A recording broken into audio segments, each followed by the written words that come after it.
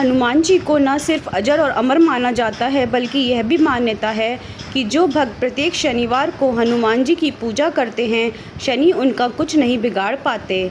ऐसा क्यों होता है? इसके पीछे अनेक कथाएं हैं। एक कथा तो ये है कि हनुमान जी ने रावण की कैद से उल्टे लटके शनिदेव को मुक्ति दिलाई थी।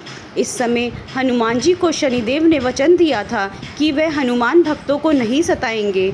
इसके अलावा भी कई कथाएं हैं। एक रोचक कथा यह भी है, एक बार हनुमान जी अपने प्रभु श्री राम का स्मरण कर रहे थे। उसी वक्त शनिदेव वहां पधारे और कहने लगे कि मैं आपको सावधान करने आया हूँ। भगवान राम के त्रेता युग की बात दूसरी थी, अब कलयुग का आरंभ हो गया है। भगवान वासुदेव ने जिस क्षण पृथ्वी से अपनी लीला का समापन किया था, उसी क्षण से कलयुग शुरू हो गया था। अब इस युग में आपका शरीर दुर्लभ और मेरा बलवान हो गया है। अब से आप पर मेरी 7.5 की दशा प्रभावी हो गई है और मैं अब आपके शरीर पर आ रहा हूँ। शनिदेव को इस वक्त का तनिक भी एहसास नहीं था। जो हनुमान रघुवीर के परम भक्त थे, उन पर किसी दशा का कोई प्रभाव नहीं पड़ने वाला है।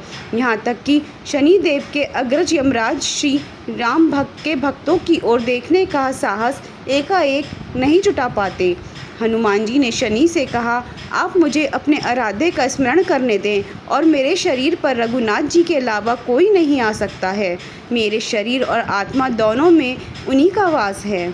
मगर शनि तब भी नहीं माने। कहने लगे, मैं सृष्टिकर्ता के विधान के आगे विवश हूँ।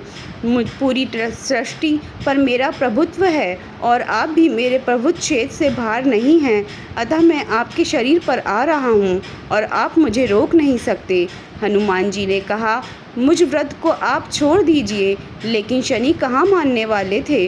कहने लगे, मैं सबसे ज़्यादा मारक ग्रह हूँ और मृत्यु के सबसे करीब तो वृद्ध ही होते हैं, तो मैं आपको कैसे छोड़ दूँ। शनिदेव नहीं माने और हनुमान जी के मस्तक पर आ बैठे। फिर हनुमान जी को सिर में खाज हुई। इसको मिटाने के लिए बजरंगबली ने पर्वत को सिर पर रख दिया। यह देखकर शनि ने घबराकर पूछा, यह आप क्या कर रहे हैं? हनुमान जी बोले, मैं अपनी खाज मिटा रहा हूँ। यह कहकर उन्होंने दूसरा पर्वत भी सिर पर रख लिया।